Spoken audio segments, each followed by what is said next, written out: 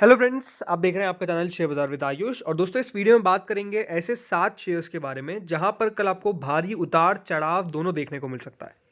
तो वीडियो को देखिएगा पूरा जरूर, क्योंकि इंपॉर्टेंट होने वाला है। तो चलिए बिना किसी देरी के शुरू करते हैं और पहली कंपनी से शुरुआत करते हैं जिसका नाम है दोस्तों जी एंटरटेनमेंट। जी हाँ, कल दोस्तों जी एंटरटेनमेंट का स्टॉक के गिरने के चांसेस बहुत ज़्यादा हाई है, बिकॉज आज एक बहुत इंपॉर्टेंट कंपनी के द्वारा अपडेट दिया गया। वो ये था कि जी और सोनी जो मर्जर होने वाला था, जो अपने आप में एक बहुत बड़ा मर्जर था, उसको कॉल ऑफ कर दिया गया है। और ये दोस्तों न्यूज़ नो डाउट मार्केट को पसंद कतई नहीं आएगी। वैसे तो देखिए, बाजार को ओवरऑल पता चल गया था कि हाँ, जी और सोनी का मर्जर होना बहुत मुश्किल दिख रहा है, लेकिन अब कंफर्म हो चुका है कि जी और सोनी का मर्जर नहीं होने वाला है, जिसके कारण कल शेयर्स में गिरावट देखने को मिलेगी। तो दोस्तों, आज खबर निकल के आती है कि सोनी पिक्चर्स ने जो कॉन्ट्रैक्ट है उसको टर्मिनेट कर दिया है। और ये दोस्तों जो मर्जर था, ये पूरा $10 बिलियन का मर्जर था जो जी एंटरटेनमेंट एंटरप्राइजेज लिमिटेड के साथ होने वाला था, जी जिससे हम जानते हैं। और दोस्तों, यहाँ पे सोनी ने साफ साफ कहा है, Sony called off the December 22, 2021 agreement to merge ZEEL and Culver Max Entertainment Private Limited, which was formerly known as Sony Pictures Net India Private Limited. तो अब दोनों का मर्जर तो नहीं होने वाला, ये तो कंफर्म हो चुका है। लेकिन उनके द्वारा ये भी कहा गया है, although we engage in good faith discussions to extend the date under the merger cooperation agreement, we were unable to agree upon an extension by the January 21 deadline. यानी जो January 21 की डेडलाइन थी, अब उसके आगे सोनी नहीं जाना चाहता है, इसलिए अब जो है वो नहीं होता हुआ देखने को मिलेगा ये मर्जर। ये साफ साफ कहा है सोनी ने। पॉइंट भी किया है कि जो डेफिनेटिव एग्रीमेंट्स थे, जो पूरा एग्रीमेंट था, उसके हिसाब से जो मर्जर है वो क्लोज नहीं हुआ 24 मंथ्स के अंदर आफ्टर द सिग्नेचर डेट। और इसके कारण ही दोस्तों यहाँ पे जो आगे के डिस्कशंस है उसको अब कैंसिल कर दिया गया है। और अब बेसिकली ये जो कॉन्ट्रैक्ट है उसको टर्मिनेट कर दिया गया है, और जो मर्जर है वो बेसिकली आपको खत्म होता हुआ नजर आ जाएगा। तो जी और सोनी जिसका मर्जर को लेकर देखिए मार्केट में उत्साह था, बिकॉज जब ये खबर निकल के आई तो शेयर में मुझे याद है बहुत शानदार तेजी देखने को मिली। लेकिन अब दोस्तों जी और सोनी का मर्जर नहीं होने वाला है, ये सिंपली बात निकल कर आ चुकी है। और इसीलिए कल ये प्रॉपर कंटेंडर है जो आपको गिरावट के साथ ही बंद होता हुआ नजर आएगा। कल कितनी गिरावट होगी, ये वाली देखने वाली बात होने वाली है। अगला स्टॉक है फ्रेंड्स ओबरॉय रियल्टी। वैसे तो 1500 पे ये बंद हुआ था सैटरडे के सेशन में, लेकिन इसके नंबर्स निकल कर आने वाले थे, वो थे Q3 के, और Q3 के नंबर्स आउट हो चुके हैं। और जो नंबर्स आए हैं वो हर एक पैरामीटर पे खराब नजर आ रहे हैं। कंपनी की दोस्तों जो सेल है वो बेसिकली 1629 करोड़ से घट के 1054 करोड़ पर आ गई। और जो 1217 करोड़ की कंपनी की सेल थी वो करीबन 1054 करोड़ पर आ गई। यानी कंपनी की सेल्स सालाना तौर पे तो ऑलमोस्ट 35% ज़्यादा गिरी, लेकिन Q1 Q तौर पर भी कंपनी की सेल्स में अच्छा खासा गिरावट हमको देखने को मिल गया। तो क्योंकि कंपनी की सेल की तो ऑब्वियसली बात है, कंपनी का मुनाफा तो बढ़ेगा नहीं, तो मुनाफा भी दोस्तों 703 करोड़ से घट के मात्र 360 करोड़ पर देखने को मिल गया है। और जो प्रीवियस क्वार्टर में कंपनी का मुनाफा 457 करोड़ का था, वो घट के 360 करोड़ का हो चुका है। जो कंपनी का दोस्तों अर्निंग पर शेयर करीबन 19.32 का था, वो 9.91 पर पहुंच चुका है। और जो प्रीवियस क्वार्टर में 12.56 का कंपनी का ईपीएस था, वो 9.91 पे पहुंच चुका है। तो ओवरऑल रियल्टी के बेहद खराब नंबर्स निकल कर आए, और ये भी दोस्तों कल एक प्रॉपर कंटेंडर होने वाला है जहां पर हमको कल अच्छी खासी गिरावट देखने को मिल सकती है। तो ओबरॉय रियल्टी कल नो डाउट इसके ऊपर नजर रखिएगा, क्योंकि यहाँ पर भी गिरावट होने वाली है। अगला स्टॉक फ्रेंड्स आता है कोफोर्ज। आज नंबर्स कंपनी के कोफोर्ज के निकल कर आए, और नंबर्स से पहले दोस्तों स्टॉक की क्लोजिंग है 6,300 रुपये की। नंबर्स को अगर आप देखेंगे तो कंपनी ने करीबन 2056 करोड़ की सेल करी थी प्रीवियस ईयर में, और अब वो बढ़कर 2323 करोड़ की हो चुकी है। और जो प्रीवियस क्वार्टर में कंपनी का सेल थी 2276 करोड़ की, वो बढ़कर 232 करोड़ हो चुकी है। तो ऑलमोस्ट कंपनी की सेल 13% सालाना तौर पर इंक्रीज हुई, और Q1 Q तौर पर भी कंपनी की सेल्स में आपको बढ़ोतरी देखने को मिली। जो प्रीवियस क्वार्टर में प्रीवियस ईयर दोस्तों कंपनी का मुनाफा था वो 236 करोड़ का था, जो बढ़कर 243 करोड़ का हो चुका है। और इससे प्रीवियस में कंपनी का मुनाफा 188 करोड़ का था, तो वो भी बढ़कर 243 करोड़ हो चुका है। तो कंपनी का मुनाफा सालाना तौर पर तो, लेकिन Q1 के तौर पे काफ़ी शानदार कंपनी ने बढ़त दिखाई है।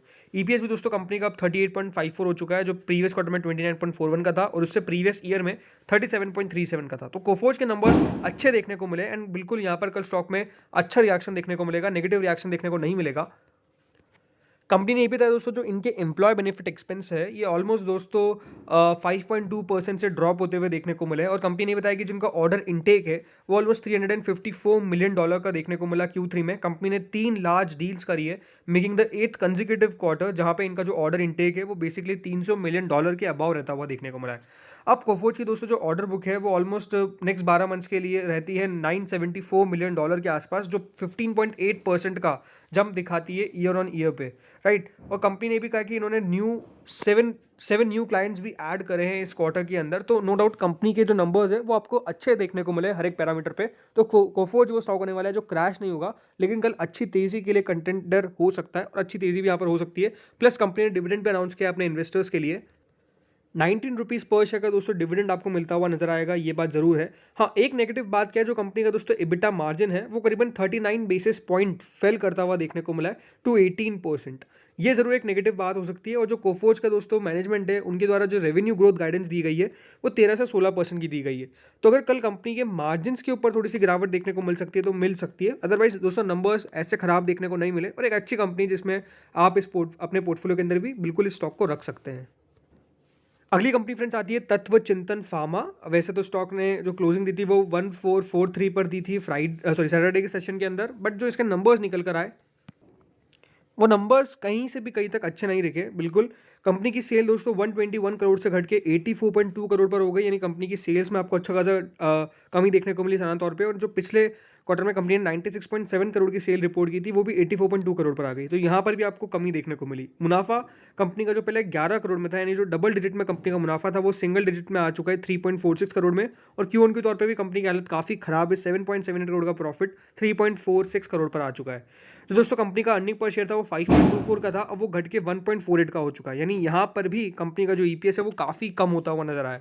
तो कल तत्व चिंतन फार्मा के अंदर एक बड़ी गिरावट हमको देखने को मिल सकती है। इस प्रकार की एक्सपेक्टेशंस आप करके चलिए कि यहाँ पर कल शेयर हो सकता है कि आपको 5-10% भी गिरता हुआ नजर आ जाए, कोई बहुत बड़ी बात नहीं है।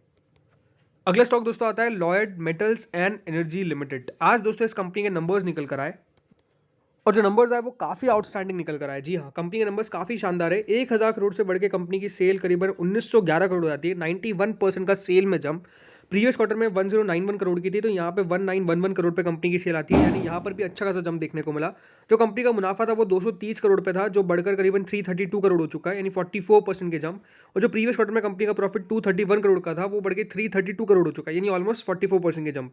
तो दोस्तों कंपनी का जो नंबर्स है वो काफ़ी स्ट्रॉन्ग देखने को मिले। कंपनी का अर्निंग पर शेयर जो पिछले साल करीबन 5.17 का था वो 6.56 पे पहुंच चुका है, और इससे प्रीवियस क्वार्टर में वो 4.58 करोड़ का था, सॉरी 4.58 रुपीज़ का था, तो यहाँ पर भी वो 6.56 पहुंच चुका है। तो ये अपने आप में जो नंबर्स देखे हैं लॉयड मेटल्स एंड एनर्जी के, वो शानदार देखने को मिले और बिल्कुल कल शेयर अच्छी तेजी का कंटेंडर हो सकता है। याद रखिएगा ये ऑलमोस्ट 29,926 करोड़ की मार्केट कैप की कंपनी है, जो आपको 24.2 के प्राइस रनिंग पर अवेलेबल है, और जो नंबर्स है वो शानदार दिख रहे हैं, तो इसका नंबर्स पर रिएक्शन भी अच्छा देखने को मिलने वाला है।